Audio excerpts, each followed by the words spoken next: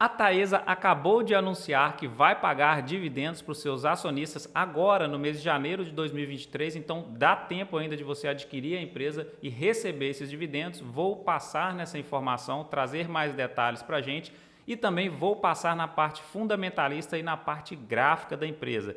Então, se você ainda não é inscrito aqui no canal, considere se inscrever aqui no canal e já dá uma curtida para esse vídeo chegar a mais e mais pessoas e ajudar o canal aqui também a crescer, beleza? Eu sou o Gustavo Soares, criador do canal GS Escola para Investimentos. Então vamos lá, olha só, para você que está iniciando no mundo dos investimentos e ainda não consegue encontrar essas informações, esses avisos, os fatos relevantes que as empresas soltam aí no mercado, eu vou te ensinar como é que você vai fazer. Por exemplo, aqui na Taesa, você vai lá no Google, abre uma aba ali no Google e vai digitar o código da empresa, TAE4, e na frente você vai colocar RI, de relação com os investidores. Automaticamente vai aparecer aqui no início, aqui, ó, relação com os investidores, Taesa, e você vai entrar nesse site aqui, onde você acha tudo sobre tudo para os acionistas da empresa.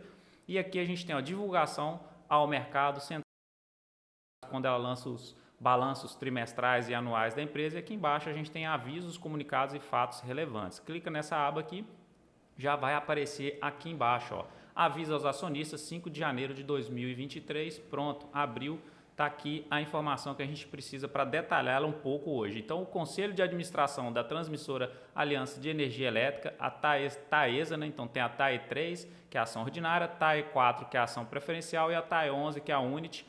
Em reunião realizada no dia de hoje, dia 5/1 de 2023, aprovou a distribuição de dividendos intercalares referentes ao exercício de 2022 no montante de 460 milhões de reais. Então, aqui embaixo, o total que vai ser distribuído, 460 milhões, dividendos a pagar por ação na TAE3 e TAE4, 44 centavos por ação, e na Unity, R$ 1,33. E agora, informação importante aqui, será que dá tempo ainda de você adquirir as ações dessa empresa para poder receber esses dividendos? Vamos olhar aqui embaixo.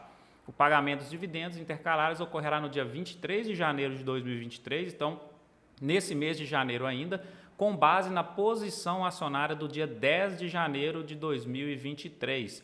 Então, a partir do dia 11 de janeiro de 2023, as ações e units passarão a ser negociadas ex-dividendos.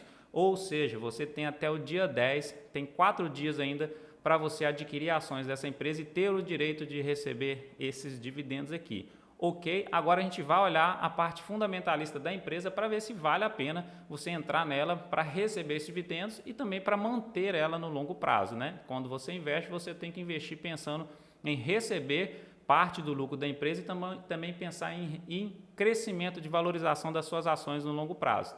Eu gosto de analisar esse site aqui para olhar boa parte dos indicadores fundamentalistas da empresa, e eu aprendi uma coisa interessante esses dias aqui do livro desse camarada, do autor desse livro aqui, ó, A Fórmula Mágica, Como Bater o Mercado de Ações, Joe Greenblatt.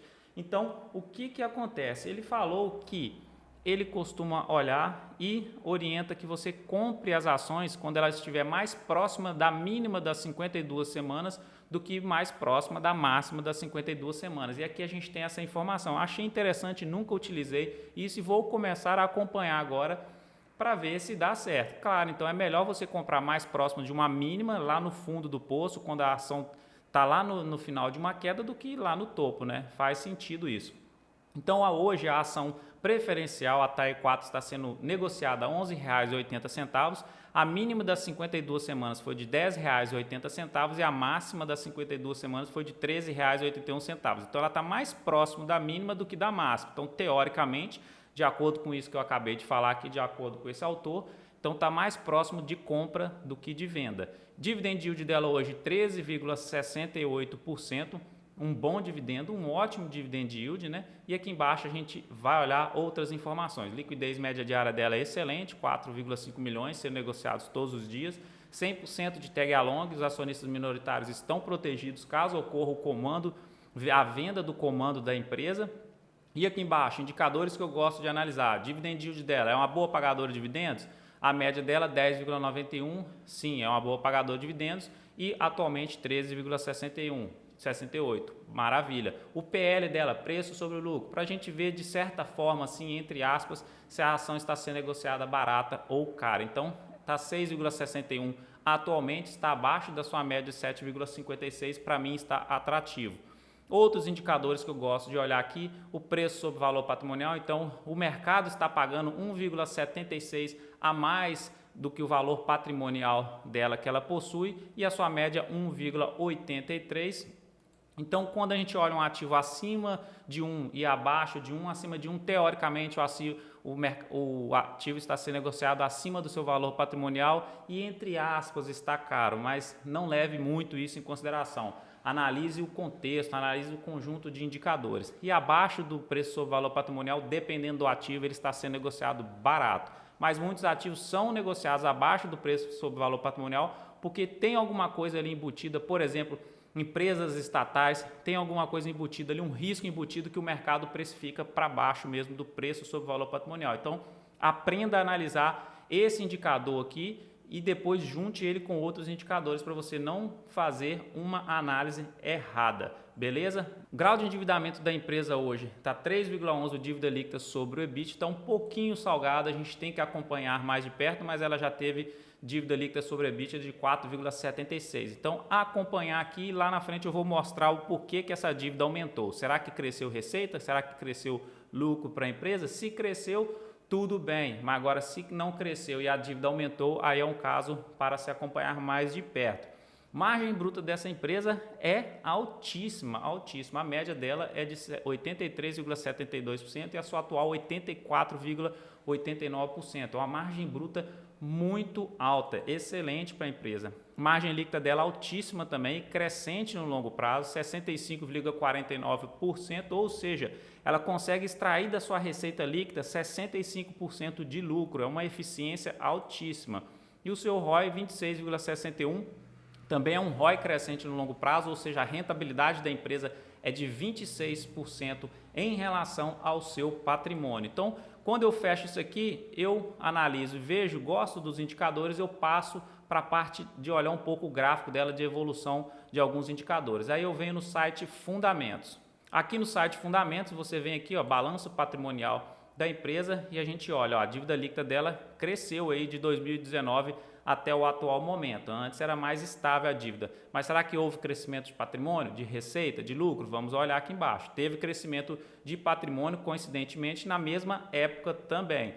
E agora, crescimento de receita. A gente vem aqui, ó, demonstrativos de resultados. Olha a receita líquida dela, a explosão, o exponencial de crescimento aqui de receita. Está tendo uma diminuição agora no final de 2021 e um ano de 2022 teve diminuição de receita, mas mesmo assim está muito acima da média a sua receita líquida, é excelente. E aqui embaixo a gente olha o lucro líquido dela também, olha o crescimento exponencial que essa empresa teve de lucro nos últimos anos, tá bom? E aí depois a gente vê a capacidade de geração de caixa. Eu vou chamar a atenção para uma coisa aqui na capacidade de geração de caixa. O EBITDA aqui a gente consegue analisar de certa forma a capacidade de geração de caixa da empresa. E se a gente parar para pensar, 2020 até o atual momento, a gente está passando por uma crise aí histórica, né? A gente passa para a crise da pandemia, agora a inflação alta, juros altos, a economia como um todo, mundialmente falando, está impactada.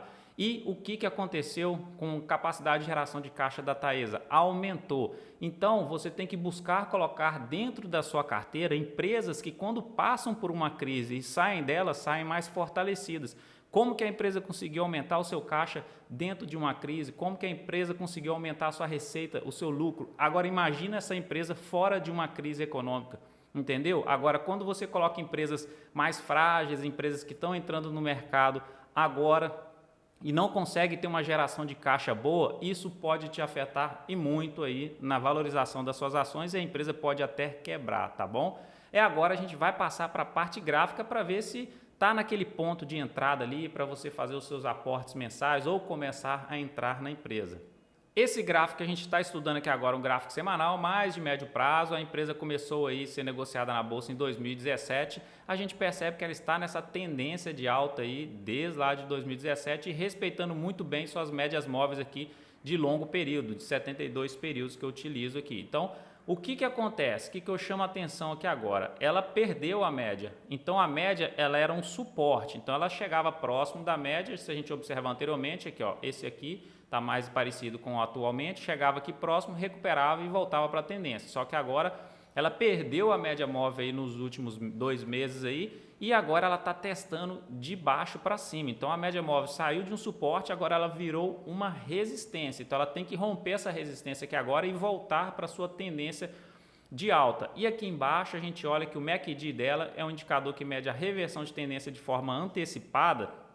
Ele está lá nos seus extremos. Quando ocorreu o cruzamento da azul por cima da laranja, igual ocorreu aqui em períodos anteriores, são ótimos momentos, ótimos pontos de entrada. Porque, ó, tá vendo aqui e olha essa setinha tracejada, são lá embaixo, quando a empresa termina de fazer a sua correção, o gráfico termina de fazer a sua correção. Ok? E vamos dar uma olhada no índice de força relativa, que mede a força interna do papel. Quem está mais forte? Força vendedora ou força compradora? A gente percebe que a força vendedora ainda está mais forte, os vendedores estão mais fortes, bateu aqui embaixo nos seus extremos, ficou muito sobrevendido o papel e agora está se recuperando, passando dos 50%, força compradora fica mais forte, pode ser que o ativo volte à sua tendência de alta aqui do seu médio longo prazo, ok? Para mim, Gustavo, eu tenho ela na carteira pública do canal, são 53 ações, vamos fazer o cálculo aqui rapidinho aqui, quanto que a gente tem, que a gente vai receber de dividendos. Então 53 ações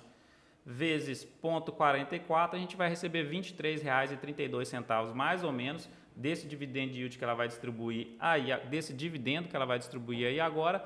E para mim, o que eu penso é o seguinte, são momentos bons de entrada aqui, porque eu penso na Taesa do longo prazo, porque ela está mais lá embaixo no gráfico, voltando lá para a estratégia do Joel Greenblatt aqui, está mais próxima da mínima de 52 semanas do que da máxima de 52 semanas, então são ótimos pontos para eu entrar, para eu fazer os meus aportes recorrentes aí, beleza? Então esse é o estudo da Taesa que eu trago aqui hoje, é uma excelente empresa com excelentes indicadores fundamentalistas. Na parte gráfica dela, gráfico semanal, mais de médio prazo, para mim, está em bons pontos de fazer aportes. Tome só cuidado aqui com o rompimento dessa resistência aqui, rompeu a resistência, aí fica melhor ainda para fazer os seus aportes, ok? E então é isso, se você gostou desse vídeo, já dá aquela curtida aqui para o vídeo alcançar mais e mais pessoas e também ajudar o canal a crescer. E aquele abraço de sempre.